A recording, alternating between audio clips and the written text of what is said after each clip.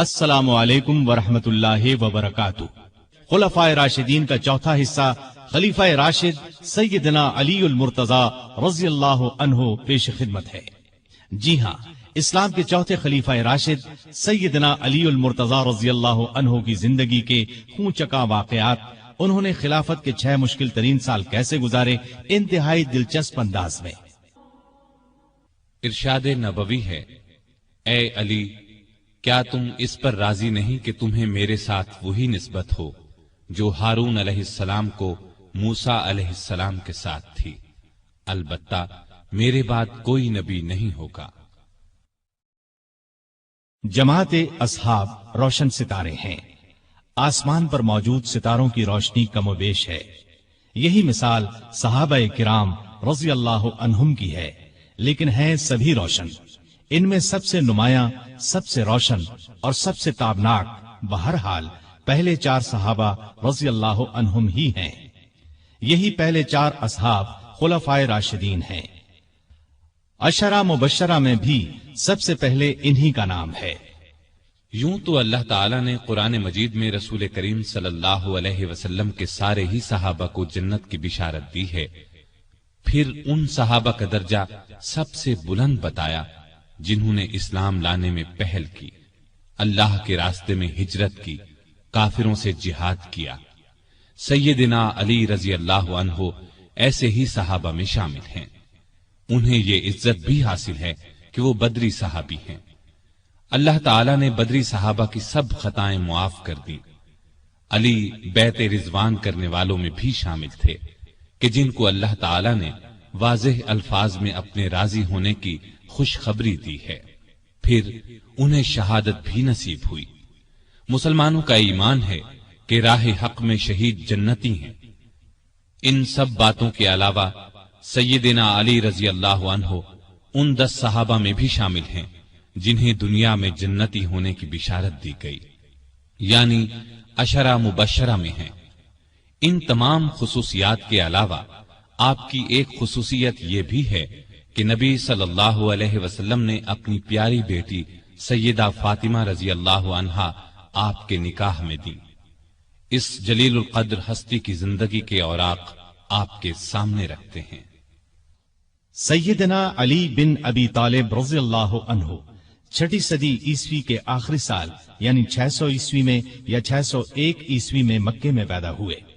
اس وقت رسول کریم صلی اللہ علیہ وسلم کی عمر 30 سال کے قریب تھی، گویا علی رضی اللہ عنہ آپ سے 30 سال چھوٹے تھے۔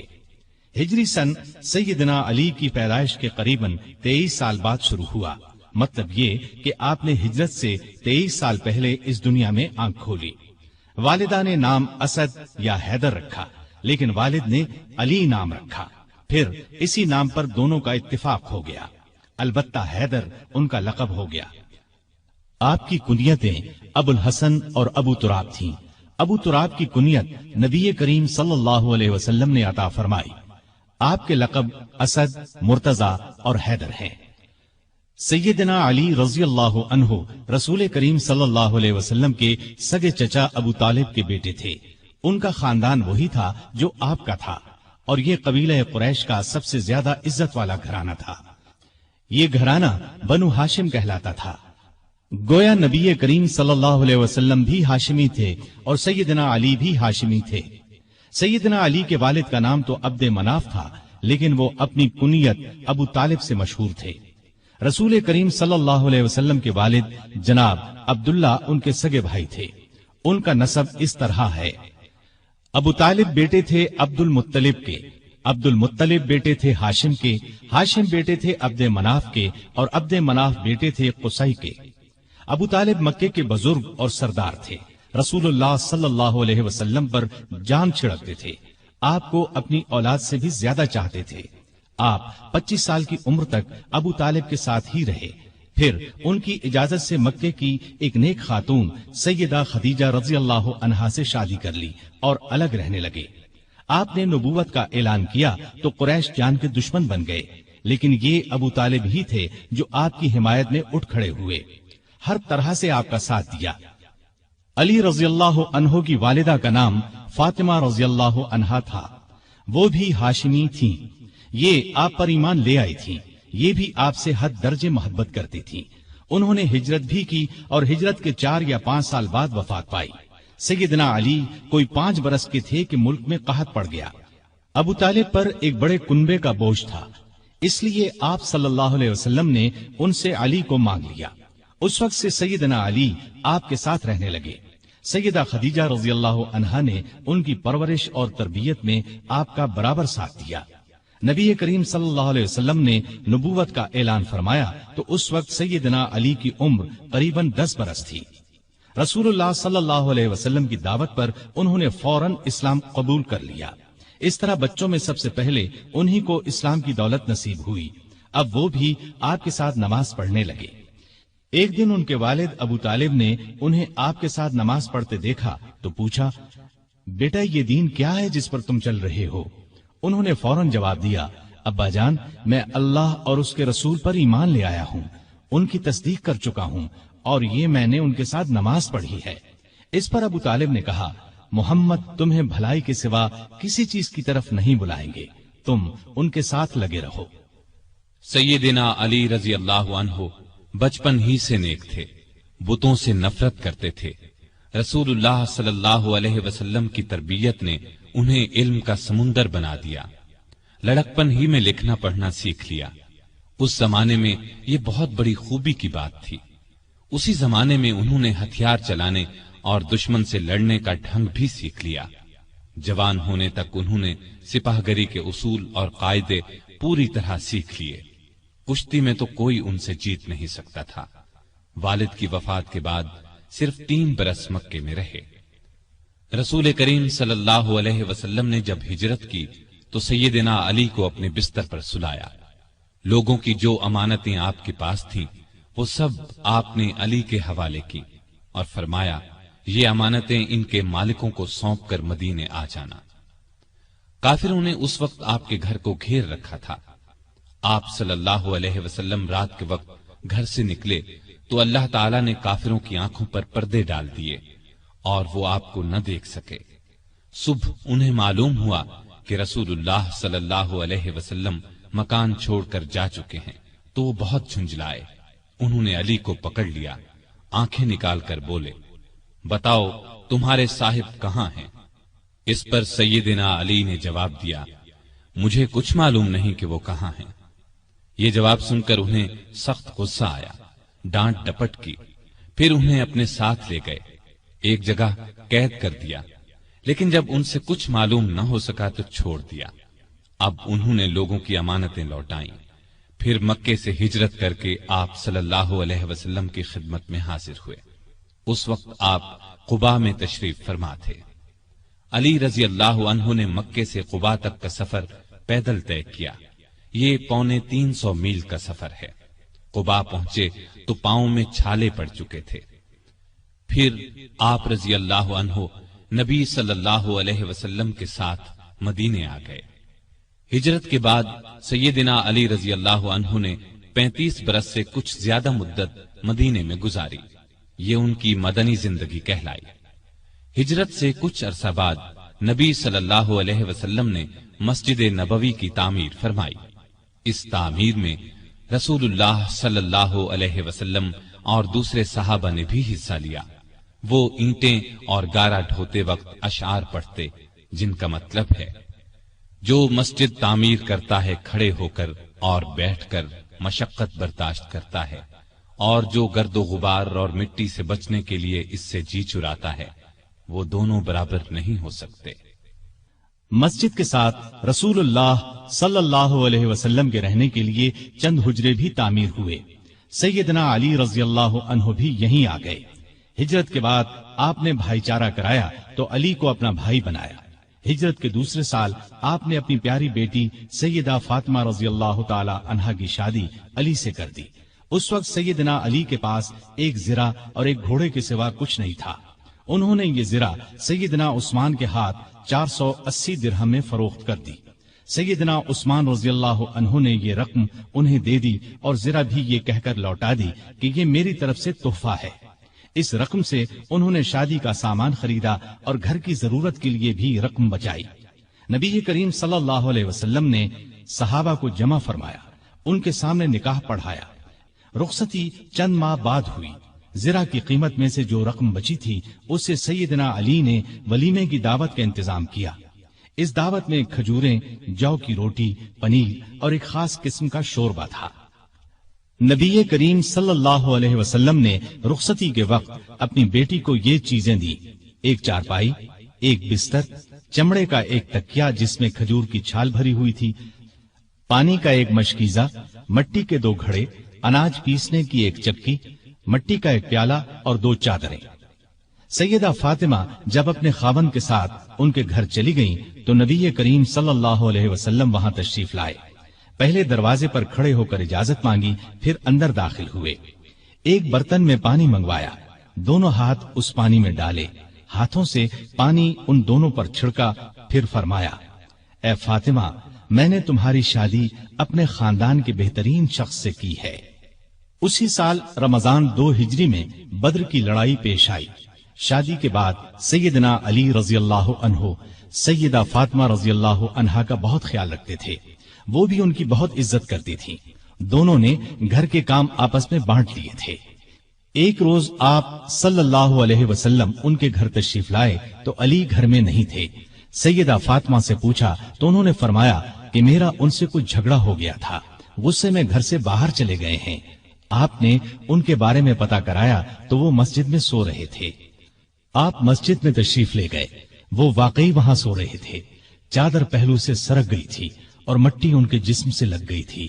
आप मट्टी पूंछने लगे और फरमाया, अबू तुराब उठो, अबू तुराब उठो।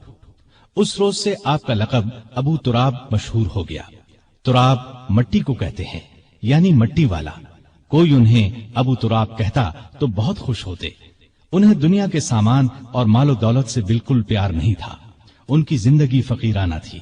मेहनत मजदूरी करके रोजी कमाते थे, रूखी सूखी खाकर गुजारा करते थे। लड़ाई के मैदान में जाते तो फरमाया करते थे, लड़ाई के मैदान में मुझे परवाह नहीं होती कि मौत मेरी तरफ आ रही है या मैं मौत की तरफ बढ़ रहा हूँ। इसी दिलेरी की वजह से आप रजी अल्लाह अन्हु असदुल्लाह के लक़ब से मशहूर हुए। बद्र की लड़ाई में सैयदना अली भी शरीक हुए। उनके हाथ में एक झंडा था। दोनों लश्कर आमने सामने हुए तो काफिरों के लश्कर से उतबा, शैबा और वलीद मैदान में निकले और मुसलमानों को मुकाबले के लिए ललकारा। मुसलमानों की तरफ से भी 3 अंसारी जवान औफ, मुअव्विज और अब्दुल्ला बिन रवाहा रजी अल्लाह अन्हुम मैदान में आ गए। लेकिन इन तीनों को देखकर काफिरों ने उनसे लड़ना अपनी शान के खिलाफ समझा। उतबा ने पुकार कर कहा, ए मुहम्मद, ये लोग हमारे जोड़ के नहीं हैं, हमारी कौम के लोगों को हमारे मुकाबले पर भेजो। इस पर रसूलुल्लाह सल्लल्लाहु अलैहि वसल्लम ने सैयदना अली, सैयदना हमजा और सैयदना उबैदा बिन हारिस रजी अल्लाह अन्हुम को हुक्म दिया कि आगे बढ़कर उनका मुकाबला करें। तीनों बहादुर फौरन आगे बढ़े। उस वक्त सैयदना अली रजी अल्लाह अन्हु ने सर पर सफेद सूफ का तुर्रा लगा रखा था। उनका सामना वलीद से हुआ। सैयदना हमजा का उतबा से और सैयदना उबैदा का शैबा से हुआ। वलीद और उतबा दोनों सैयदना अली और सैयदना हमजा के हाथों मारे गए, लेकिन उबैदा शैबा के हाथों जख्मी हुए। अली शैबा पर झपटे और एक ही वार में उसका काम तमाम कर दिया। जख्मी उबैदा को मैदान से उठा लाए। इसके बाद आम लड़ाई शुरू हुई। सैयदना अली इस कदर पुरजोश अंदाज में लड़े कि जिस तरफ निकल गए काफिरों की सफ़ें काट कर रख दी। दूसरे मुसलमान भी बहुत बहादुरी से लड़े और काफिरों को शिकस्त दी। उनके बड़े बड़े सरदार इस लड़ाई में मारे गए, यहां तक कि अबू जहल भी जहन्नम रसीद हुआ। अगले साल उहुद की लड़ाई हुई। इस लड़ाई की इब्तिदा में काफिरों की तरफ से तलहा बिन अबी तलहा मैदान में निकला और पुकारा, कोई है जो मेरे मुकाबले में आए। ये सुनकर सैयदना अली दौड़कर उसके मुकाबले में आ गए और एक ही वार में उसे ढेर कर दिया। फिर तलहा का एक भाई अबू सईद निकला। सैयदना अली ही ने उस पर भी तलवार का एक वार किया। वो जमीन पर गिर पड़ा और साद बिन अबी वकास के हाथों मारा गया। फिर काफिरों के लश्कर से उनका सबसे बड़ा बहादुर अरतात निकला। اسے اپنی طاقت پر بڑا گھمنڈ تھا۔ اس نے للکار کر کہا، کوئی ہے جو میرے مقابلے میں آئے؟ علی آگے بڑھے اور دیکھتے ہی دیکھتے اس کا کام تمام کر دیا۔ پھر جب عام لڑائی شروع ہوئی تو سیدنا علی اور سیدنا حمزہ کافروں کی صفوں میں دور تک گھس گئے اور اس قدر تیزی سے لڑے کہ کافروں کے پاؤں اکھڑ گئے۔ پھر درے پر موجود دستے کی اپنی جگہ سے ہٹ جانے پر جب اس طرف سے کافر مسلمانوں پر حملہ آور ہوئے اور مسلمانوں کے پاؤں اکھڑ گئے تو چند بہادر نبی صلی اللہ علیہ وسلم کے ساتھ میدان میں جم کر کھڑے رہے۔ ان میں سیدنا علی رضی اللہ عنہ بھی تھے۔ کافروں نے آپ پر تیروں کی بجھاڑ کر دی، بار بار آپ پر حملہ کیا، لیکن ان صحابہ نے انہیں ہر بار پیچھے ہٹا دیا۔ آخر مسلمان پھر سے جمع ہوئے اور کافروں کو مار بھگایا۔ اس لڑائی میں آپ صلی اللہ علیہ وسلم کے چچا سیدنا حمزہ بھی شہید ہوئے۔ اس روز سیدنا علی رضی اللہ عنہ کے ہاتھوں کئی کافر مارے گئے۔ اس مہم کے شروع ہونے سے آخر تک سیدنا علی رضی اللہ عنہ آپ صلی اللہ علیہ وسلم کے ساتھ رہے۔ غزوہ خندق میں عرب کے نامی بہادر عبد ود نے جب خندق پار کر لی تو سیدنا علی رضی اللہ عنہ اس کے مقابلے میں آئے۔ وہ بہت بہادر سمجھا جاتا تھا۔ اس کے بارے میں خیال کیا جاتا تھا کہ وہ 1000 سواروں کے برابر ہے۔ اس لیے آپ صلی اللہ علیہ وسلم نے علی رضی اللہ عنہ سے فرمایا، علی تم بیٹھ جاؤ، اور فرمایا یہ عبد ود ہے۔ اس نے پھر للکارا، سیدنا علی پھر اٹھ کر آگے بڑھے۔ آپ نے اس بار بھی بٹھا دیا۔ تیسری بار پھر اس نے مسلمانوں کو للکارا۔ اس بار سیدنا علی رضی اللہ عنہ نے عرض کیا، اے اللہ کے رسول صلی اللہ علیہ وسلم، میں جانتا ہوں یہ عبد ود ہے، آپ مجھے اس سے مقابلے کی اجازت دیں۔ اب آپ صلی اللہ علیہ وسلم نے اجازت دے دی۔ اپنی تلوار حضرت علی رضی اللہ عنہ کو عنایت فرمائی، اپنے پاک ہاتھوں سے ان کے سر پر پگڑی باندھی۔ علی رضی اللہ عنہ دوڑتے ہوئے گئے اور عبد ود سے بولے، میں نے سنا ہے تم نے لوگوں سے کہہ رکھا ہے کہ جو شخص میرے سامنے 3 باتیں پیش کرے تو میں ان میں سے ایک کو منظور کرتا ہوں۔ اس نے کہا، ہاں یہ ٹھیک ہے۔ اس پر سیدنا علی رضی اللہ عنہ نے اس سے کہا، تب پھر میں بھی 3 باتیں پیش کرتا ہوں۔ پہلی یہ کہ تو اسلام قبول کر لے۔ اس نے انکار کیا۔ انہوں نے دوسری بات پیش کی، مسلمانوں سے مت لڑ، واپس چلا جا۔ اس نے اس سے بھی انکار کیا۔ تب سیدنا علی رضی اللہ عنہ نے گرج کر کہا، تب پھر آ مجھ سے مقابلہ کر لے۔ عبد ود یہ سن کر ہنس پڑا، کہنے لگا، میں کبھی سوچ بھی نہیں سکتا تھا عرب میں مجھ سے کبھی کوئی لڑنے کی جرأت کرے گا۔ یہ کہہ کر وہ گھوڑے سے اتر آیا اور بولا، تم کون ہو؟ سیدنا علی رضی اللہ عنہ نے فرمایا، میرا نام علی بن ابی طالب ہے۔ عبد ود یہ سن کر کہنے لگا، تمہارے والد میرے دوست تھے، اس لیے میں تم سے لڑنا نہیں چاہتا۔ یہ سن کر سیدنا علی رضی اللہ عنہ نے فرمایا، لیکن اے اللہ کے دشمن، میں تم سے لڑنا چاہتا ہوں۔ اب عبد ود بپھر گیا اور آگے بڑھ کر علی پر تلوار کا وار کیا۔ علی رضی اللہ عنہ نے ڈھال آگے کر دی۔ وار اس قدر زبردست تھا کہ تلوار ڈھال کو کاٹ کر ان کی پیشانی پر جا لگی۔ وہ زخمی ہو گئے۔ زخم کھا کر وہ شیر کی طرح جھپٹے اور عبد ود پر ایسا وار کیا کہ تلوار اس کے کندھے کو کاٹتی سینے تک آ گئی۔ وہ وہیں ڈھیر ہو گیا۔ اس کے گرتے ہی سیدنا علی رضی اللہ عنہ نے زور سے نعرہ تکبیر بلند کیا۔ اب عبد ود کے کچھ ساتھی آگے بڑھے، لیکن وہ بھی اللہ کے شیر کے آگے نہ ٹھہر سکے، بھاگ نکلے۔ ان میں سے ایک نوفل بن عبداللہ خندق میں گرا۔ علی رضی اللہ عنہ نے اسے خندق میں اتر کر تلوار سے قتل کیا۔ رسول اللہ صلی اللہ علیہ وسلم نے بنو قریظہ کی طرف کوچ کا ارادہ کیا تو سیدنا علی رضی اللہ عنہ کو فوج کا جھنڈا دے کر آگے روانہ فرمایا۔ پھر آپ 3000 مجاہدین کے ساتھ روانہ ہوئے۔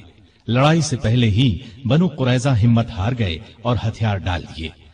مدینے سے 60 کلومیٹر دور فدق نامی یہودیوں کی بستی تھی۔ یہ یہودی خیبر کے یہودیوں کو مسلمانوں کے مقابلے پر اکسا رہے تھے۔ آپ صلی اللہ علیہ وسلم نے سیدنا علی کو 200 سوار دے کر ان کی طرف روانہ فرمایا۔ مسلمانوں نے ان لوگوں کو شکست دی، وہ بھاگ نکلے۔ مسلمانوں کے ہاتھ 500 اونٹ اور 2000 بکریاں لگی، وہ ان کو ہانک کر مدینے لے آئے۔ بیعت رضوان میں بھی سیدنا علی ساتھ تھے۔ صلح نامہ لکھنے کا کام ان کے سپرد ہوا۔ انہوں نے شروع میں بسم اللہ الرحمن الرحیم لکھا تو قریش کے نمائندے نے اس پر اعتراض کیا اور کہا ہم رحمان کو نہیں مانتے، لہذا یہ لکھا جائے بسمک اللہم۔ رسول کریم صلی اللہ علیہ وسلم کی ہدایت پر سیدنا علی نے یہی لکھ دیا۔ اب آپ نے ان سے فرمایا لکھو، یہ وہ شرطیں ہیں جو محمد رسول اللہ صلی اللہ علیہ وسلم نے قریش سے طے کی ہیں۔ سیدنا علی نے الفاظ لکھے تو قریشی نمائندے سہیل بن عمرو نے کہا جب ہم آپ کو اللہ کا رسول نہیں مانتے تو پھر صلح نامے میں یہ کیوں لکھا جائے، لہٰذا آپ محمد بن عبداللہ لکھوائیے۔ اس پر آپ نے فرمایا بے شک میں اللہ کا رسول ہوں، لیکن اے علی یہاں لکھ دو محمد بن عبداللہ۔ یہ سن کر سیدنا علی نے عرض کیا اے اللہ کے رسول صلی اللہ علیہ وسلم، مجھ میں تو یہ ہمت نہیں ہے کہ میں اپنے ہاتھ سے رسول اللہ کا لفظ مٹا دوں۔ ان کی بات سن کر رسول اللہ صلی اللہ علیہ وسلم نے اپنے ہاتھ سے رسول اللہ کے الفاظ مٹا دیے۔ اس کے بعد علی نے باقی معاہدہ تحریر کیا۔ جن یہودیوں کو شرارتوں کی وجہ سے مدینے سے نکالا گیا تھا وہ خیبر کے قلعوں میں جمع ہو گئے۔ بہت سے یہودی وہاں پہلے سے تھے۔ یہ سب مسلمانوں کے خلاف سازشوں سے باز نہیں آ رہے تھے، چنانچہ آپ نے ان کی سرکوبی کا فیصلہ فرمایا۔ وہ مدینے پر حملہ کرنے کی تیاریوں میں بھی مصروف تھے۔ رسول کریم صلی اللہ علیہ وسلم 1600 صحابہ کے ساتھ خیبر کی طرف روانہ ہوئے۔ سب قلعے ایک ایک کر کے فتح ہو گئے، لیکن ایک قلعہ جس کا نام قموس تھا فتح ہونے میں نہ آیا۔ جب آپ کے کئی صحابہ کی کوششیں کامیاب نہ ہو سکیں تو آپ نے فرمایا میں کل جھنڈا ایک ایسے شخص کو دوں گا جو اللہ اور اس کے رسول سے محبت کرتا ہے اور اللہ اور اس کا رسول اس سے محبت کرتے ہیں، جس کے ہاتھ پر خیبر فتح ہو جائے گا۔ دوسرے دن جب تمام صحابہ اس جھنڈے کے منتظر تھے کیونکہ وہ سب اللہ اور اس کے رسول سے محبت کرتے تھے، رسول اللہ صلی اللہ علیہ وسلم نے پوچھا علی کہاں ہیں؟ بتایا گیا ان کی آنکھیں دکھتی ہیں۔ آپ نے انہیں بلایا، آنکھوں میں اپنا لعاب لگایا، وہ اسی وقت ٹھیک ہو گئیں۔ آپ نے انہیں جھنڈا دے کر قموس کی طرف روانہ فرمایا۔ اس قلعے کا حاکم مرحب تھا، یہودیوں کے نامی گرامی بہادروں میں سے ایک۔ سیدنا علی قموس کے سامنے پہنچے تو مرحب زرہ لگا کر اکڑتا ہوا باہر نکلا۔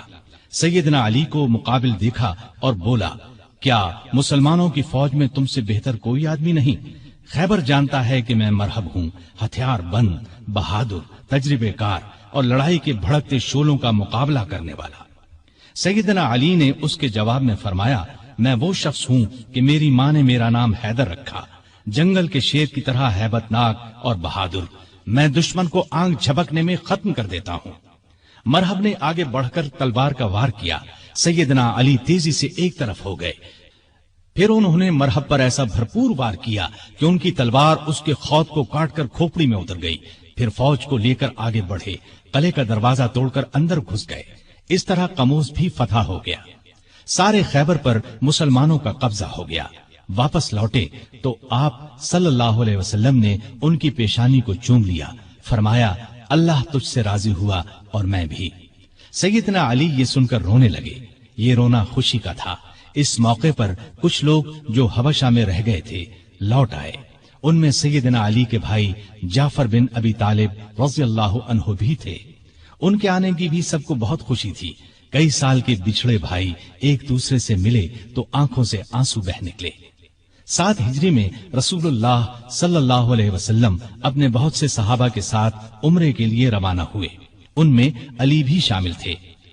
عمرے سے فارغ ہو کر مسلمان 3 دن بعد مکے سے نکل آئے اور مدینے کی طرف روانہ ہوئے۔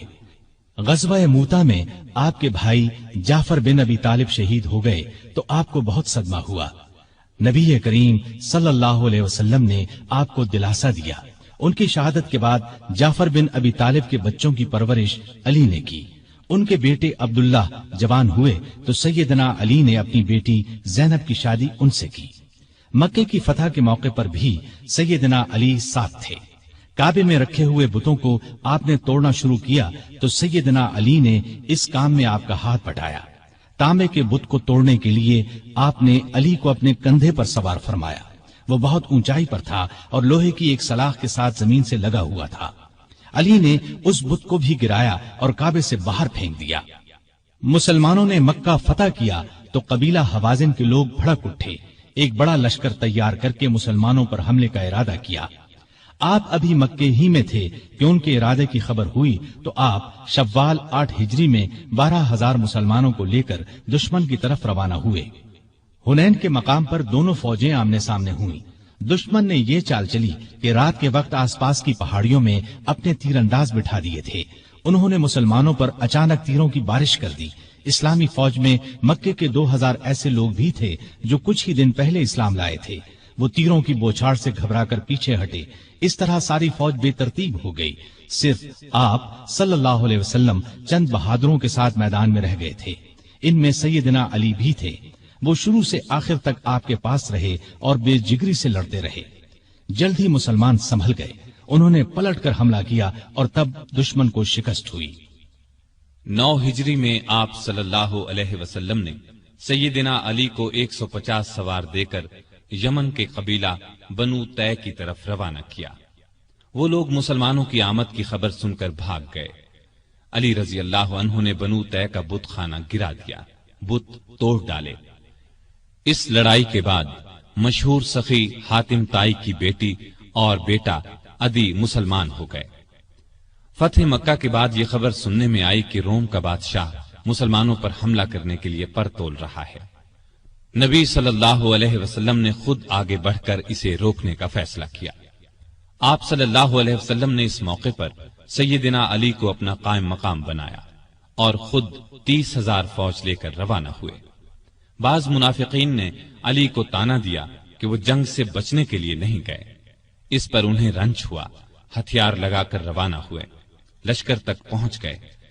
نبی صلی اللہ علیہ وسلم نے ان سے آنے کی وجہ پوچھی تو عرض کیا، اے اللہ کے رسول صلی اللہ علیہ وسلم، میں نے شروع سے لے کر آج تک اللہ کی راہ میں لڑنے سے قدم پیچھے نہیں ہٹائے، لیکن معلوم نہیں اس مرتبہ مجھے جہاد میں شریک کرنے کے بجائے مدینے میں کیوں چھوڑ دیا گیا۔ یہ سن کر نبی صلی اللہ علیہ وسلم نے ارشاد فرمایا، اے علی، کیا تم اس بات سے راضی نہیں کہ تمہارا میرے ساتھ وہی تعلق ہو جو موسیٰ علیہ السلام کا ہارون علیہ السلام سے تھا، سوائے اس کے کہ میرے بعد کوئی نبی نہیں ہوگا۔ مطلب یہ تھا کہ جس طرح موسیٰ علیہ السلام کوہ طور پر جاتے وقت ہارون علیہ السلام کو اپنا قائم مقام بنا گئے تھے، اسی طرح میں نے تمہیں اپنا قائم مقام بنایا تھا۔ لیکن ہارون علیہ السلام نبی بھی تھے جبکہ تم نبی نہیں ہو سکتے، اس لیے کہ میرے بعد کوئی نبی نہیں آئے گا۔ آپ کا یہ ارشاد سن کر سیدنا علی خوش ہو گئے اور مدینے واپس ہو کر آپ صلی اللہ علیہ وسلم کی قائم مقامی کا فریضہ انجام دیتے رہے، یہاں تک کہ آپ تبوک سے واپس تشریف لے آئے۔ مکہ کی فتح کے بعد نبی صلی اللہ علیہ وسلم نے سیدنا خالد بن ولید کو حکم دیا کہ وہ یمن جا کر قبیلہ ہمدان کو اسلام کی دعوت دیں۔ وہ گئے، بہت کوشش کی، لیکن انہوں نے اسلام قبول نہ کیا۔ اب آپ صلی اللہ علیہ وسلم نے سیدنا علی کو بھیجا۔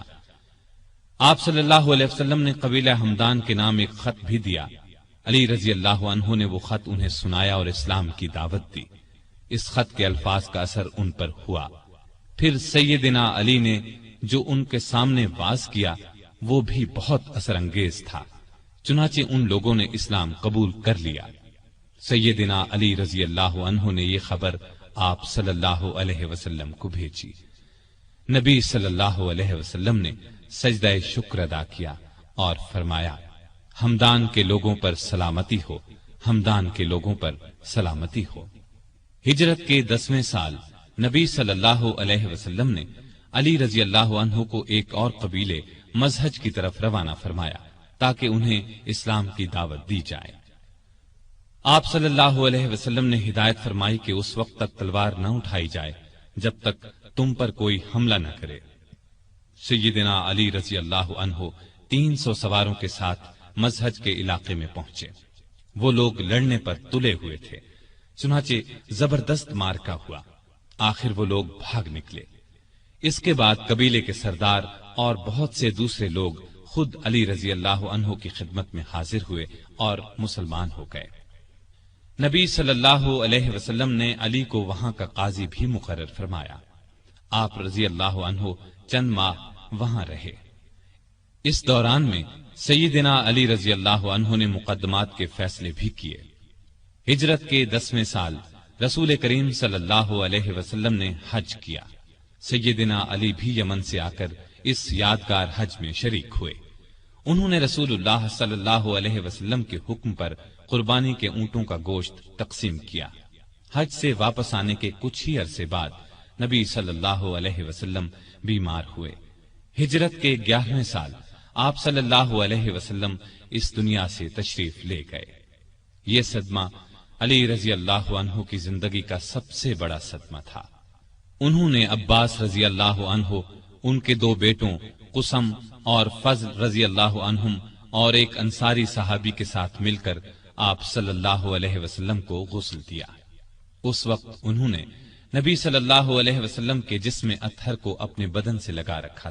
قبر مبارک تیار ہو گئی تو سیدنا علی نے فضل بن عباس، اسامہ بن زید اور عبد الرحمن بن عوف رضی اللہ عنہم کے ساتھ مل کر نبی صلی اللہ علیہ وآلہ وسلم کو قبر میں اتارا۔ آپ صلی اللہ علیہ وسلم کے بعد مسلمانوں نے سیدنا ابو بکر صدیق رضی اللہ عنہ کو خلیفہ چن لیا۔ 6 ماہ بعد سیدہ فاطمہ رضی اللہ عنہا بھی اس دنیا سے رحلت کر گئیں۔ ابو بکر کو علی سے بہت محبت تھی، ان کی بہت عزت کرتے تھے، خلافت کے کاموں میں ان سے مشورے بھی لیتے تھے۔ علی بھی ان سے اسی طرح محبت کرتے تھے۔ مرتد ہو جانے والوں سے جنگ ہوئی تو علی نے بھی دوسرے صحابہ کے ساتھ مل کر ان کا مقابلہ کیا۔ ابو بکر رضی اللہ عنہ نے وفات پائی تو حضرت علی رضی اللہ عنہ ان کے دروازے پر آئے اور فرمایا، آپ پر اللہ کی رحمت ہو، آپ رسول اللہ صلی اللہ علیہ وسلم کے پیارے ساتھی اور مدد کرنے والے، اللہ سے سب سے زیادہ ڈرنے والے اور سب سے بڑھ کر دین کو نفع پہنچانے والے تھے۔ اس کے بعد دیر تک ان کی خوبیوں اور بھلائیوں کا ذکر کرتے رہے۔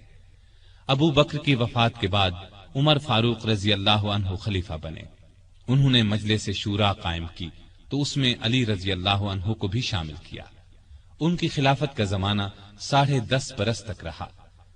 اس زمانے میں بھی آپ رضی اللہ عنہ سے باقاعدہ مشورے لیے جاتے رہے۔ عمر فاروق رضی اللہ عنہ ان کے مشوروں کو بہت اہمیت دیتے تھے۔ جن جھگڑوں کا فیصلہ دوسرے صحابہ نہیں کر پاتے تھے وہ سیدنا علی رضی اللہ عنہ کے سامنے پیش کیے جاتے تھے۔ عمر فرمایا کرتے تھے، ہم میں سے سب سے بڑے قاضی علی رضی اللہ عنہ ہیں۔ ایک مرتبہ عمر رضی اللہ عنہ نے کوئی فیصلہ دیا تو علی نے اس کے خلاف رائے دی۔ عمر نے ان کی رائے کو درست قرار دیا۔ سیدنا عمر کے دل میں علی کی نہ صرف بہت محبت تھی بلکہ وہ ان کی بہت عزت بھی کرتے تھے۔ انہیں علی پر پورا بھروسہ تھا۔ 16 ہجری میں بیت المقدس تشریف لے گئے تو سیدنا علی کو اپنا قائم مقام بنایا۔ سیدنا عمر کے زمانے میں سب سے بڑی لڑائی نہاوند کی لڑائی سمجھی جاتی ہے۔ اس موقع پر ایرانیوں کا بہت بڑا لشکر جمع ہو گیا تھا۔ سیدنا عمر نے سیدنا علی کو مسلمانوں کے لشکر کا سپہ سالار بنانا چاہا لیکن انہوں نے مدینے سے باہر جانے سے انکار کر دیا۔ پھر عمر نے خود سالار بن کر جانے کا ارادہ کیا تو سیدنا علی نے اس کا بھی مشورہ نہ دیا اور فرمایا، آپ مدینے کو ہرگز نہ چھوڑیں۔ عمر رضی اللہ عنہ کو علی کا یہ مشورہ بھی ماننا پڑا۔ سیدنا عمر نے اپنی وفات سے پہلے خلافت کے لیے 6 صحابہ کے نام تجویز کیے تھے کہ مسلمان ان 6 میں سے کسی کو خلیفہ بنا لے۔ ان میں ایک نام علی کا تھا، دوسرا نام سیدنا عثمان کا تھا، باقی 4 نام یہ تھے: سعد بن ابی وقاص، عبد الرحمن بن عوف، زبیر بن عوام اور طلحہ بن عبید اللہ رضی اللہ عنہم۔ ان چاروں نے اپنے نام واپس لے لیے تو خلافت کے لیے صرف 2 نام رہ گئے، سیدنا عثمان اور سیدنا علی۔ ان لوگوں نے آخر سیدنا عثمان کے بارے میں فیصلہ دیا۔ اس طرح مسلمانوں کے تیسرے خلیفہ سیدنا عثمان ہوئے۔ اس دوران میں بھی ان دونوں کے تعلقات بہت خوشگوار رہے۔ سیدنا عثمان کو کوئی شرعی سزا دینے کا مسئلہ پیش آتا تو سیدنا علی کے ذریعے فیصلہ کراتے۔ ہر سال حج کے لیے جاتے وقت سیدنا علی کو بھی ساتھ لے جاتے۔ علی نے ہمیشہ انہیں اچھے مشورے دیے۔ جس زمانے میں سیدنا عثمان کے خلاف سازش شروع ہوئی تو علی نے سازش کی آگ کو بجھانے کے لیے عثمان کو بہت مشورے دیے۔ مصر کے باغی مدینے پر چڑھائے تو سیدنا علی نے انہیں سمجھا بجھا کر واپس روانہ کیا۔ وہ لوگ تو سیدنا عثمان کے خون کے پیاسے تھے۔ رات کی تاریکی میں پھر لوٹ آئے۔ کوفے اور بصرے کے باغیوں نے بھی ان کا ساتھ دیا۔ انہوں نے سیدنا عثمان کے گھر کو گھیر لیا۔ اس وقت بھی سیدنا علی نے انہیں سمجھانے کی بہت کوشش کی۔ وہ نہ مانے تو اپنے بیٹوں سیدنا حسن اور سیدنا حسین رضی اللہ عنہما کو سیدنا عثمان کی حفاظت کے لیے ان کے دروازے پر مامور فرمایا۔ ایک مرتبہ بڑی مشکل سے سیدنا عثمان تک پانی پہنچایا۔ اس جھڑپ میں حسن زخمی ہوئے۔ پھر کچھ باغی دیوار پھاند کر اندر داخل ہوئے اور سیدنا عثمان کو شہید کر دیا۔ ان کی شہادت کے بعد مدینے کی حالت عجیب تھی۔ شہر پر ان باغیوں کا قبضہ تھا۔ ہر طرف افراتفری کا عالم تھا۔ لاکھوں مربع میل پر پھیلی ہوئی اسلامی سلطنت کا کوئی سربراہ نہیں تھا۔ ان سب کا خیال تھا کہ اس نازک وقت میں علی رضی اللہ عنہ ہی خلافت کے لائق ہیں۔ آخر سیدنا علی سے درخواست کی گئی کہ وہ خلافت کی ذمہ داری سنبھالے، لیکن انہوں نے صاف انکار کر دیا۔ ان کے انکار سے حالات اور بھی نازک ہو گئے، اس لیے کہ خلافت کی جگہ زیادہ دن تک خالی نہیں چھوڑی جا سکتی تھی۔ اب مہاجرین، انصار اور مدینے میں موجود تمام لوگوں نے سیدنا علی سے سخت اصرار کیا کہ وہ خلیفہ بننا منظور کر لیں۔ یہ درخواست کرنے والوں میں باغی بھی شامل تھے۔ آخر سیدنا علی کو ان سب کی بات ماننا پڑی اور خلافت کا بوجھ اٹھانے کے لیے تیار ہو گئے۔ چنانچہ سیدنا عثمان کی شہادت کے 3 دن یا 6 دن بعد مدینے میں موجود تمام لوگوں نے مسجد نبوی میں سیدنا علی کے ہاتھ پر بیعت کر لی۔ اس طرح وہ مسلمانوں کے چوتھے خلیفہ راشد بنے۔ وہ 4.25 سال تک خلیفہ رہے۔ اس ساری مدت وہ سخت مشکلات میں گھرے رہے۔ کوئی اور ہوتا تو شاید ہمت ہار جاتا، لیکن وہ اللہ کے بھروسے پر تمام مشکلات اور مصیبتوں کا آخری دم تک بڑے حوصلے اور پامردی کے ساتھ مقابلہ کرتے رہے۔ خلیفہ بنتے ہی سب سے پہلی مشکل یہ پیش آئی کہ عثمان کے قاتلوں کو کس طرح پکڑا جائے۔ سیدنا عثمان کی شہادت کوئی معمولی واقعہ نہیں تھی۔ جو ہی سیدنا عثمان کی شہادت کی خبر چاروں طرف پھیلی، لاکھوں مسلمان غم اور غصے سے تڑپ اٹھے۔ ہر طرف سے بس یہی آواز بلند ہونے لگی، عثمان کے خون کا بدلہ لیا جائے، ان کے قاتلوں کو پکڑ کر سخت سزا دی جائے۔ سیدنا علی رضی اللہ عنہ بھی قاتلوں کو پکڑنا چاہتے تھے، لیکن مشکل یہ تھی کہ جو لوگ سیدنا عثمان رضی اللہ عنہ کے مکان کو گھیرنے میں شریک تھے، ان کی تعداد ہزاروں میں تھی۔ ان میں سے قاتلوں کو تلاش کرنا آسان کام نہ تھا۔ کسی خاص شخص کے خلاف موقع کا کوئی گواہ موجود نہ تھا۔ سیدنا عثمان رضی اللہ عنہ کی شہادت کے وقت صرف ان کی زوجہ محترمہ نائلہ رضی اللہ عنہا ان کے پاس موجود تھیں۔ شوہر کو بچانے کی کوشش میں ان کے ہاتھ کی 3 انگلیاں کٹ گئی تھیں۔ ان سے پوچھا گیا تو انہوں نے صرف اتنا بتایا کہ 3 آدمی اندر آئے تھے۔ ان میں سے ایک محمد بن ابی بکر تھے۔ یہ ابو بکر کے چھوٹے بیٹے تھے۔ والد کی وفات کے بعد ان کی پرورش سیدنا علی نے کی تھی۔ ان کے علاوہ 2 آدمیوں کے بارے میں نائلہ رضی اللہ عنہا نے بتایا کہ وہ انہیں نہیں پہچانتی۔ علی رضی اللہ عنہ نے محمد بن ابی بکر کو پکڑ کر پوچھا تو انہوں نے کہا، میں مکان میں داخل ضرور ہوا تھا، لیکن جب عثمان رضی اللہ عنہ نے مجھ سے فرمایا کہ بھتیجے تمہارے والد زندہ ہوتے تو انہیں تمہاری یہ حرکت پسند نہ آتی، تو میں شرمندہ ہو کر پیچھے ہٹ گیا اور باہر نکل گیا۔ نائلہ رضی اللہ عنہا نے بھی محمد بن ابی بکر کی بات کی تصدیق کی۔ غرض اس طرح اصل قاتلوں کا پتہ نہ چل سکا اور سیدنا علی رضی اللہ عنہ کوئی کاروائی نہ کر سکے۔ بہت سے لوگ اس موقع پر اس شک میں مبتلا ہو گئے کہ سیدنا علی رضی اللہ عنہ جان بوجھ کر قاتلوں کو نہیں پکڑ رہے۔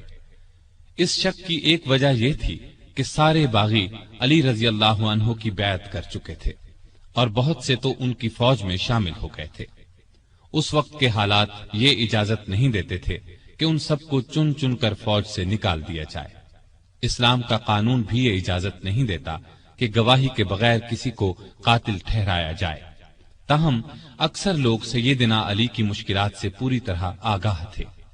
علی سے یہ بات ثابت ہے کہ قسم اٹھا کر فرماتے تھے کہ میں عثمان کی شہادت سے بالکل بری ہوں۔ اس زمانے میں آپ نے یہ قدم اٹھایا کہ سیدنا عثمان کے گورنروں کو ہٹا کر ان سب کی جگہ نئے گورنر مقرر فرمائے۔ نئے گورنر اپنے اپنے صوبے اور علاقے میں پہنچ گئے۔ پرانے گورنروں نے ان کے لیے جگہ چھوڑ دی۔ امیر معاویہ رضی اللہ عنہ نے گورنری سے دستبردار ہونے سے انکار کر دیا۔ ان کی جگہ سیدنا علی نے سہل بن حنیف کو شام کا گورنر مقرر فرمایا تھا۔ یہ جب شام کی سرحد پر پہنچے تو امیر معاویہ رضی اللہ عنہ کی فوج نے انہیں واپس جانے پر مجبور کر دیا، اور سیدنا معاویہ نے ان کے ذریعے سیدنا علی رضی اللہ عنہ کو یہ پیغام پہنچایا: جب تک عثمان کے قاتلوں کو نہیں پکڑا جائے گا وہ گورنری سے دستبردار نہیں ہوں گے۔ گویا سیدنا علی کے راستے میں سب سے پہلی یہ رکاوٹ پیش آئی۔ ابھی وہ اس کی طرف پوری طرح توجہ نہیں دے سکے تھے کہ ایک اور مشکل پیش آ گئی۔ سیدنا عثمان کی شہادت سے پہلے امت کی ماں سیدہ عائشہ رضی اللہ عنہا حج کے لیے مکہ گئی تھی۔ حج کے بعد مکے سے واپس آ رہی تھی کہ راستے میں ان کے ایک قریبی رشتہ دار ملے۔ انہوں نے بتایا کہ سیدنا عثمان شہید کر دیے گئے ہیں اور لوگوں نے سیدنا علی کے ہاتھ پر بیعت کر لی ہے، لیکن مدینے میں ابھی تک فتنہ اور فساد پھیلا ہوا ہے۔ یہ خبر سن کر وہ مکے کی طرف واپس پلٹ گئیں۔ اتنے میں مدینے سے سیدنا طلحہ اور سیدنا زبیر بھی ان کے پاس پہنچ گئے۔ یہ دونوں بہت اونچے مرتبے کے بزرگ تھے، عشرہ مبشرہ میں سے تھے۔ انہوں نے بھی یہی بتایا کہ مدینے کے لوگ فسادیوں کے ہاتھوں پریشان ہیں، نہ تو وہ اپنی حفاظت کر سکتے ہیں اور نہ ان میں سیدنا عثمان کے خون کا بدلہ لینے کی طاقت ہے۔ مکے کے لوگوں نے ام المومنین عائشہ رضی اللہ عنہا سے واپسی کا سبب پوچھا تو انہوں نے فرمایا: عثمان مظلوم شہید کر دیے گئے اور فتنہ دبتا ہوا نظر نہیں آتا ہے، اس لیے تم فتنے کو دور کرنے اور شہید خلیفہ کے قاتلوں سے بدلہ لینے کے لیے تیار ہو جاؤ۔ اسی طرح اسلام کی عزت بچائی جا سکتی ہے۔ اس پر ہزارہا مسلمان سیدہ عائشہ، زبیر اور طلحہ کے ساتھ ہو لیے۔ اس لشکر نے بصرہ پہنچ کر اس پر قبضہ کر لیا۔ جب سیدنا علی کو خبر ملی تو وہ بھی اپنا لشکر لے کر بصرہ کے قریب پہنچ گئے اور صلح کی کوشش شروع کر دی۔ دوسری طرف سیدہ عائشہ نے اپنے آنے کی وجہ بیان فرمائی، علی نے اپنی مجبوری اور مشکلات بیان فرمائی۔ دونوں نے ایک دوسرے کی بات کو اچھی طرح سمجھ لیا اور قریب تھا کہ صلح ہو جاتی، لیکن بدقسمتی سے دونوں طرف کی فوجوں میں کچھ بدنیت منافق لوگ شامل تھے۔ انہیں اپنا فائدہ اس میں نظر آ رہا تھا کہ صلح نہ ہو، لہٰذا انہوں نے رات ہی کو جنگ چھیڑ دی۔ علی یہ سمجھے کہ عائشہ نے جنگ شروع کر دی، عائشہ یہ سمجھی کہ علی نے جنگ شروع کر دی ہے۔ اس طرح دونوں فوجوں میں جنگ شروع ہو گئی۔ دونوں فوجوں میں سخت لڑائی ہوئی۔ اس میں آخر کار سیدنا علی کو فتح ہوئی۔ فتح کے بعد علی نے ان کے بھائی محمد بن ابی بکر کو ان کا حال معلوم کرنے کے لیے بھیجا اور عام اعلان کرا دیا کہ بھاگنے والوں کا پیچھا نہ کیا جائے، لوٹ مار نہ کی جائے، زخمیوں پر گھوڑے نہ دوڑائے جائیں، جو ہتھیار پھینک دیں انہیں کوئی تکلیف نہ پہنچائی جائے۔ پھر انہوں نے خود سیدہ عائشہ کے پاس جا کر پوچھا: اے مومنوں کی ماں، آپ کا مزاج کیسا ہے؟ انہوں نے فرمایا: ٹھیک ہوں۔ اس کے بعد سیدنا علی نے انہیں چند دن بصرہ میں آرام اور آسائش کے ساتھ ٹھہرایا۔ پھر محمد بن ابی بکر کی نگرانی میں انہیں 40 شریف اور معزز خواتین کے ساتھ مکے کی طرف روانہ کیا۔ اس وقت عائشہ نے فرمایا: میرے بچوں، یہ لڑائی غلط فہمی کا نتیجہ تھی۔ علی سے نہ پہلے میرا کوئی جھگڑا تھا نہ اب ہے۔ سیدنا علی نے جواب میں فرمایا: آپ سچ فرماتی ہیں، آپ ہم سب کی ماں ہیں، آپ کی عزت کرنا ہم پر واجب ہے۔ پھر وہ مکے آ گئی۔ اس لڑائی میں عائشہ اونٹ پر سوار تھی، اس لیے اس لڑائی کو جنگ جمل کہا جاتا ہے۔ یہ لڑائی جمادی الاخر 36 ہجری میں پیش آئی۔ اس جنگ کے بعد عائشہ رضی اللہ عنہا ہمیشہ پشیمان رہی اور یاد کر کے روتی تھی۔ جمل کی لڑائی کے بعد سیدنا علی رضی اللہ عنہ نے چند دن بصرہ میں قیام کیا۔ پھر 12 رجب 36 ہجری میں کوفہ چلے آئے اور اس شہر کو حکومت کا صدر مقام یا دارالخلافہ قرار دیا۔ دارالخلافہ پہلے مدینہ تھا۔ یہ فیصلہ انہوں نے اس لیے کیا کہ مدینے کو فساد اور جھگڑوں سے بچایا جا سکے۔ اب انہوں نے پھر شام کی طرف توجہ دی۔ جریر بن عبداللہ کے ہاتھ ایک خط امیر معاویہ کو بھیجا۔ اس میں لکھا کہ تم بھی مہاجرین اور انصار کی طرح میری بیعت کرو۔ اس کے بعد قاعدے کے مطابق شہادت عثمان کا مقدمہ پیش کرو۔ میں اللہ کی کتاب اور رسول اللہ صلی اللہ علیہ وسلم کی سنت کے مطابق فیصلہ کروں گا۔ امیر معاویہ نے اس خط کے جواب میں لکھا کہ آپ عثمان کے قاتلوں کو ہمارے حوالے کر دیں تو میں اور شام کے دوسرے تمام لوگ خوشی سے آپ کی بیعت کریں گے۔ اس طرح کچھ مدت تک خط و کتابت کا سلسلہ چلتا رہا، لیکن صلح کی کوئی صورت نہ بن سکی۔ ادھر شام کے صدر مقام دمشق کی جامع مسجد میں سیدنا عثمان کے خون آلود کپڑے اور نائلہ رضی اللہ عنہا کی کٹی ہوئی انگلیاں رکھ دی گئیں۔ ان کو دیکھ دیکھ کر لوگ زار و قطار روتے تھے، قاتلوں سے بدلہ لینے کا عہد کرتے تھے۔ جب علی کو یقین ہو گیا کہ امیر معاویہ بیعت نہیں کریں گے تو انہوں نے جنگ کی تیاری کی اور قریباً 80,000 فوج لے کر شام کی طرف روانہ ہونے کا ارادہ کیا۔ دوسری طرف امیر معاویہ بھی ایک بڑے لشکر کے ساتھ مقابلے کے لیے آئے۔ دونوں فوجیں دریائے فرات کے قریب پہنچیں۔ شامی فوجوں نے گھاٹ پر قبضہ کر کے پانی پر پہرے بٹھا دیے، لیکن دوسرے دن سیدنا علی رضی اللہ عنہ کی فوج نے شامیوں پر حملہ کر کے انہیں پیچھے دھکیل دیا اور گھاٹ پر قبضہ کر کے سب کے لیے پانی عام کر دیا۔ اب دونوں فوجوں نے صفین کے مقام پر ایک دوسرے کے سامنے مورچے قائم کر لیے۔ یہ مقام شہر حلب کے جنوب مشرق اور شہر ہمس کے شمال مغرب میں دریائے فرات کے کنارے پر تھا۔ 3 مہینے 20 دن تک دونوں فوجیں آمنے سامنے پڑی رہیں۔ اس دوران میں دونوں فریق بات چیت کے ذریعے مسئلہ حل کرنے کی بھرپور کوشش کرتے رہے، لیکن افسوس کسی فیصلے پر نہ پہنچ سکے۔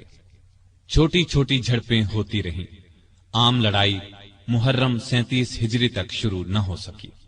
آخر سفر میں دونوں فوجوں میں جنگ شروع ہوئی۔ یہ جنگ کئی دن تک جاری رہی۔ دونوں طرف مسلمانوں کا خون بہتا رہا۔ منافق اور فسادی لوگ اس موقع سے خوب فائدہ اٹھاتے رہے۔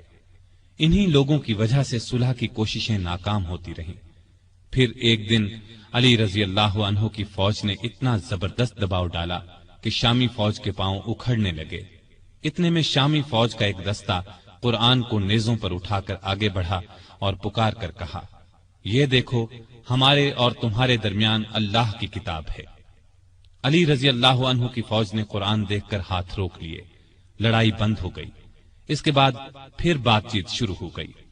آخر طے پایا کہ خلافت کا فیصلہ 2 ثالثوں کے سپرد کر دیا جائے۔ وہ آپس میں مل کر جو فیصلہ کریں گے ان کا فیصلہ سب کو قبول ہوگا۔ ایک ثالث سیدنا علی رضی اللہ عنہ مقرر کریں، دوسرا ثالث امیر معاویہ رضی اللہ عنہ مقرر کریں گے۔ چنانچہ سیدنا علی کی طرف سے ابو موسیٰ اشعری رضی اللہ عنہ مقرر ہوئے اور امیر معاویہ کی طرف سے عمرو بن عاص رضی اللہ عنہ۔ ان سے کہا گیا کہ وہ رمضان کے مہینے تک فیصلہ کر دیں۔ اس کے بعد سیدنا امیر معاویہ رضی اللہ عنہ اپنی فوج کے ساتھ دمشق چلے گئے۔ سیدنا علی کوفے کی طرف روانہ ہوئے۔ اس موقع پر ان کی فوج 2 حصوں میں بٹ گئی۔ ایک حصہ ثالث مقرر کرنے کا حامی تھا، جبکہ دوسرا کہتا تھا کہ قرآن کو چھوڑ کر انسانوں کو حکم یا فیصلہ کرنے والا بنانا گناہ ہے۔ دونوں گروہ آپس میں جھگڑتے رہتے تھے اور بات بات پر تلواریں نکال لیتے تھے۔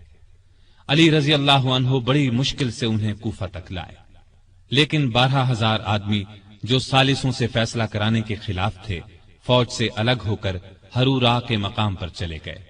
ان لوگوں کو خارجی کہا گیا۔ دونوں ثالثوں نے جو فیصلہ دیا وہ ایک دوسرے سے مختلف تھا۔ سیدنا ابو موسیٰ اشعری کا فیصلہ یہ تھا کہ علی اور امیر معاویہ میں سے کسی کو خلیفہ مقرر نہ کیا جائے، انہیں چھوڑ کر مسلمان جسے چاہیں خلیفہ بنا لیں۔ سیدنا عمرو بن عاص کا فیصلہ یہ تھا کہ ابو موسیٰ اشعری نے علی کو خلافت سے الگ کر دیا ہے، میں ان کی جگہ معاویہ کو خلیفہ مقرر کرتا ہوں۔ اس پر ہر طرف شور مچ گیا۔ سیدنا علی کے حامیوں نے یہ فیصلہ ماننے سے انکار کر دیا۔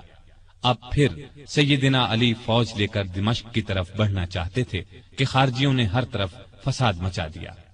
انہوں نے جتھے بنا کر لوگوں کو لوٹنا شروع کر دیا۔ آخر علی رضی اللہ عنہ پہلے ان کی طرف بڑھے۔ نہروان کے مقام پر شدید جنگ ہوئی، 4000 خارجی مارے گئے۔ اس طرح خارجیوں کا زور ٹوٹ گیا، لیکن ان کی ٹولیاں آئے دن فتنہ برپا کرتی رہتی تھیں۔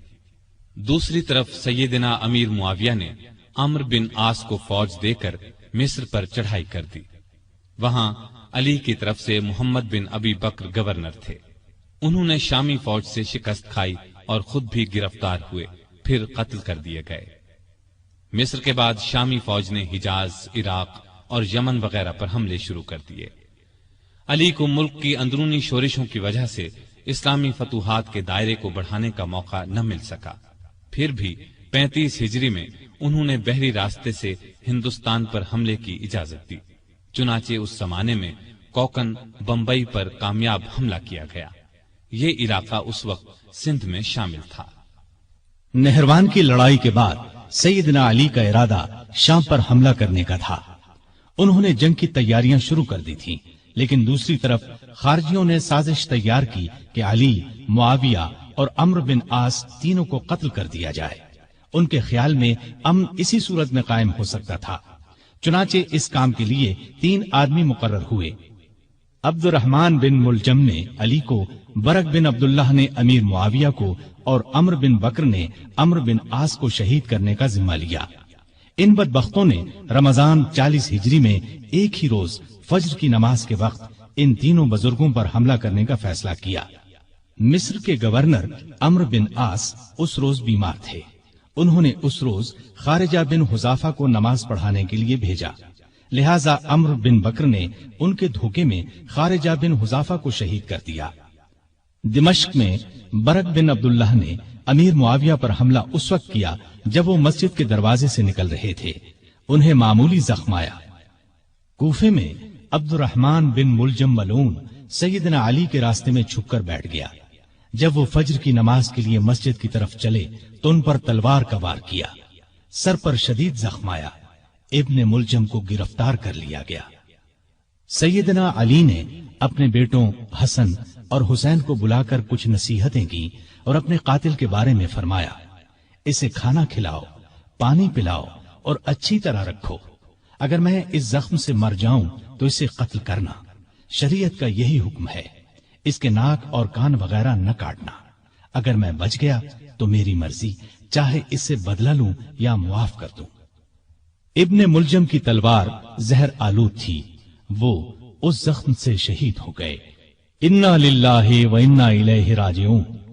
یہ رمضان کی 17، 18، 19، 20 یا 21 میں سے کوئی تاریخ تھی۔ ہجرت کا 40واں سال تھا اور ان کی عمر اس وقت 63 سال تھی۔ سیدنا علی کو اپنی خلافت کے زمانے میں سکون کا سانس لینا نصیب نہ ہوا، پھر بھی انہوں نے ملکی انتظامات کے سلسلے میں کوئی کسر اٹھا نہ رکھی۔ مزاج میں حد درجے سادگی تھی، اللہ کا خوف بے پناہ تھا، فقیرانہ زندگی بسر کی۔ گورنروں اور افسروں کی سخت نگرانی کرتے تھے۔ کسی عہدیدار کے خلاف شکایت ملتی تو اس کے خلاف کارروائی کرتے۔ آپ کو عدل و انصاف کا حد درجے خیال تھا، سب سے پورا انصاف کرتے تھے، یہاں تک کہ اپنی ذات سے بھی انصاف کرتے۔ ہر ایک کے لیے ان کا دروازہ ہر وقت کھلا رہتا تھا، بلا روک ٹوک کوئی بھی ان کے پاس آ سکتا تھا۔ رعایا پر بہت مہربان تھے، ان کی بہتری کے لیے جو ہو سکتا تھا کرتے تھے۔ بازاروں میں گشت کرتے تھے، بیت المال میں جو رقم جمع ہوتی تھی کھلے دل کے ساتھ غریبوں، مسکینوں اور دوسرے حقداروں میں تقسیم فرما دیتے۔ غیر مسلموں کے ساتھ بھی اچھا برتاؤ کرتے تھے۔ بصرے کے گورنر عثمان بن حنیف نے کسی امیر آدمی کی دعوت قبول کر لی۔ آپ کو اطلاع ملی تو اسے لکھا، اے ابن حنیف، میں نے سنا ہے کہ بصرے کے ایک دولت مند نے تمہیں بڑی شاندار دعوت دی۔ تم نے یہ دعوت قبول کر لی اور قسم قسم کے کھانے بڑے اطمینان اور بڑے مزے سے کھائے۔ مجھے تم سے یہ امید نہیں تھی کہ تم اس قسم کی دعوتوں میں شریک ہوا کرو گے جن میں غریبوں کو پوچھا تک نہیں جاتا۔ اپنے حق سے زیادہ بیت المال سے ایک پیسہ بھی لینا حرام سمجھتے تھے۔ ملک کی حفاظت کے لیے چھوٹی بڑی فوجی چھاونیاں قائم کی، کئی مضبوط قلعے بنوائے، دریائے فرات پر ایک پل بنوایا، بعض جگہوں پر مسجدیں بھی بنوائیں، عمر بھر کسی نہ کسی صورت دین کی خدمت کرتے رہے۔ کافروں کے خلاف تمام بڑی بڑی لڑائیوں میں رسول اللہ صلی اللہ علیہ وسلم کے ساتھ رہے، ہر لڑائی میں جان ہتھیلی پر رکھ کر لڑے، یمن کے ہزاروں لوگوں کو اپنی کوششوں سے مسلمان بنایا۔ ان کو ایک بار اطلاع ملی کہ کچھ لوگ ہیں جو انہیں معبود مانتے ہیں، آپ نے ان لوگوں کو پکڑوایا اور سخت سزا دی، البتہ جن لوگوں نے توبہ کی انہیں چھوڑ دیا۔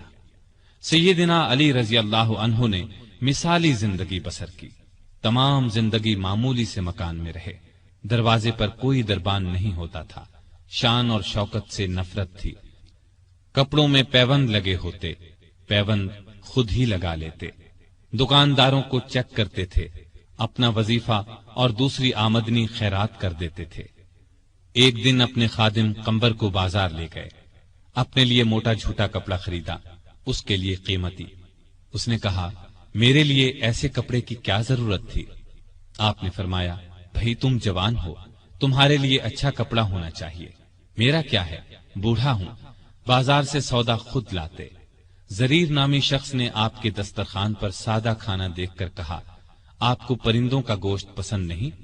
آپ نے فرمایا، خلیفہ کو مسلمانوں کے مال میں صرف 2 پیالوں کا حق ہے، ایک خود کھائے یا اپنے بچوں کو کھلائے، دوسرا اللہ کی مخلوق کے سامنے پیش کر دے۔ عید سے چند روز پہلے کسی نے آپ کے کپڑوں میں پیوند دیکھ کر کہا، امیر المومنین، آپ 2 درہم میں ایک نیا جوڑا کیوں نہیں خرید لیتے؟ آپ نے فرمایا، مجھے شرم آتی ہے کہ میں نئے کپڑے پہنوں اور کوفے میں ہزاروں آدمیوں نے پرانے کپڑے پہن رکھے ہوں۔ کہیں سے مال آتا تو تمام کا تمام تقسیم کر دیتے، اس میں سے اپنے لیے کوئی خاص چیز لیتے نہ رشتہ داروں کو ان کے حصے سے زیادہ دیتے۔ ایک مرتبہ آپ کی زرہ گم ہو گئی، چند دن بعد وہ زرہ ایک یہودی کے پاس نظر آئی۔ آپ نے اس سے کہا، یہ زرہ میری ہے، تمہارے پاس کہاں سے آ گئی؟ اس نے کہا، نہیں، زرہ میری ہے۔ سیدنا علی رضی اللہ عنہ امیر المؤمنین تھے، چاہتے تو اس سے زبردستی لے سکتے تھے، لیکن انہوں نے ایسا نہیں کیا۔ معاملہ کوفے کے قاضی شریح کی عدالت میں لے گئے۔ قاضی صاحب نے آپ کا دعویٰ سنا، یہودی کا جواب سنا، پھر علی سے کہا، اپنے گواہ لائیے۔ انہوں نے فرمایا، میرا بیٹا حسن اور غلام قمبر اس بات کے گواہ ہیں کہ زرہ میری ہے، ان کی گواہی لے لیں۔ قاضی صاحب نے کہا، بیٹے کی باپ کے حق میں اور غلام کی آقا کے حق میں گواہی قبول نہیں کی جا سکتی۔ اس پر سیدنا علی نے فرمایا، عجیب بات ہے، آپ حسن کی گواہی قبول نہیں کرتے، کیا آپ کو معلوم نہیں ہے کہ رسول اللہ صلی اللہ علیہ وسلم نے حسن اور حسین کو جنت کے جوانوں کے سردار فرمایا ہے؟ قاضی صاحب نے کہا، مجھے یہ بات معلوم ہے، لیکن میں حسن کی گواہی نہیں لوں گا، اگر کسی کے رتبے کو دیکھ کر فیصلہ دینا ہوتا تو آپ کا یہ فرمانا ہی کافی تھا کہ زرہ میری ہے۔ یہ سن کر علی نے خوش ہو کر فرمایا، مجھے آپ کا فیصلہ منظور ہے، یہ زرہ یہودی کے پاس ہی رہے گی۔ ان کی بات سن کر یہودی پکار اٹھا۔ قاضی صاحب نے جو فیصلہ دیا اور علی نے جس طرح اس فیصلے کو مانا، اس سے مجھے یقین ہو گیا کہ آپ کا دین سچا ہے، یہ زرہ واقعی علی رضی اللہ عنہ کی ہے۔ اس کے ساتھ ہی وہ کلمہ پڑھ کر مسلمان ہو گیا۔ آپ درمیانے قد کے دوہرے بدن کے تھے، چہرہ بہت خوبصورت اور باروب رونق والا تھا۔ خیبر کی لڑائی کے موقع پر رسول اللہ صلی اللہ علیہ وسلم نے آپ کو دعا دی تھی، اے اللہ، علی سے گرمی سردی کا اثر دور کر دے۔ اس دعا کا یہ اثر تھا کہ آپ ہر موسم میں ہر طرح کا کپڑا پہن لیتے تھے، ضرورت کے وقت آپ محنت مزدوری کر لیتے تھے، آپ علم کا سمندر تھے، آپ کی علمی باتیں بہت مشہور اور حیرت انگیز ہیں۔ ایک عورت سیدنا علی رضی اللہ عنہ کی خدمت میں حاضر ہوئی، اس نے شکایت کی کہ میرا بھائی 600 دینار چھوڑ کر فوت ہوا ہے، جب یہ رقم وارثوں میں تقسیم کی گئی تو مجھے صرف 1 دینار دیا گیا کہ تمہارے حصے میں 1 ہی دینار آتا ہے۔ آپ رضی اللہ عنہ نے اس کی شکایت پر غور کیا، پھر بولے، شاید تمہارے بھائی نے 1 بیوی، 2 لڑکیاں، 1 ماں، 1 بہن اور 12 بیٹے چھوڑے ہیں۔ عورت نے حیران ہو کر کہا، آپ کا اندازہ بالکل درست ہے۔ اس پر سیدنا علی رضی اللہ عنہ نے فرمایا، تب تمہارے حصے میں ایک ہی دینار آتا ہے۔ سیدنا علی دن رات کا زیادہ حصہ اللہ کی عبادت میں گزارتے تھے۔ نماز پڑھتے تو اللہ کی ذات کے سوا کسی چیز کا ہوش نہ رہتا۔ صدیق اکبر، فاروق اعظم اور عثمان ذو النورین رضی اللہ عنہم اپنے دور خلافت میں سیدنا علی سے خاص معاملات میں مشورہ کرتے تھے۔ شجاعت سیدنا علی کا خاص وصف تھا۔ اتنے بہادر اور نڈر تھے کہ طاقتور سے طاقتور دشمن کی پرواہ نہیں کرتے تھے۔ تبوک کے علاوہ قریب قریب ہر لڑائی میں وہ شریک رہے۔ انہیں اللہ کا شیر لقب ملا۔ نہتے پر وار نہیں کرتے تھے۔ ایک لڑائی میں اپنے دشمن کو گرا لیا، اسے قتل کرنے لگے تو اس نے ان کے منہ پر تھوک دیا، وہ فوراً اس کے سینے سے اتر آئے، اس کی جان بخش دی۔ کسی نے پوچھا، آپ نے اسے کیوں چھوڑ دیا؟ فرمایا، میں تو اس سے اللہ کے لیے لڑ رہا تھا، اس نے جو حرکت کی تو اس پر مجھے غصہ آ گیا، اب میں اسے قتل کرتا تو گویا اس قتل میں میرا غصہ بھی شامل ہوتا، اس کا مطلب یہ ہوتا کہ میں نے اسے اپنی ذات کے لیے قتل کیا ہے۔ سیدنا علی کی بہادری کے واقعات ہمیشہ تابندہ رہیں گے۔ ان کو رسول اللہ صلی اللہ علیہ وسلم سے بہت محبت تھی۔ رسول اللہ کو بھی سیدنا علی اور آپ کی اولاد سے بہت محبت تھی۔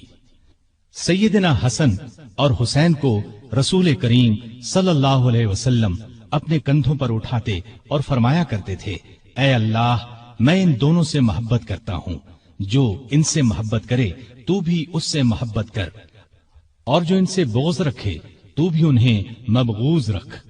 سیدہ فاطمہ سے سیدنا علی کے ہاں 3 بیٹے اور 2 بیٹیاں ہوئیں۔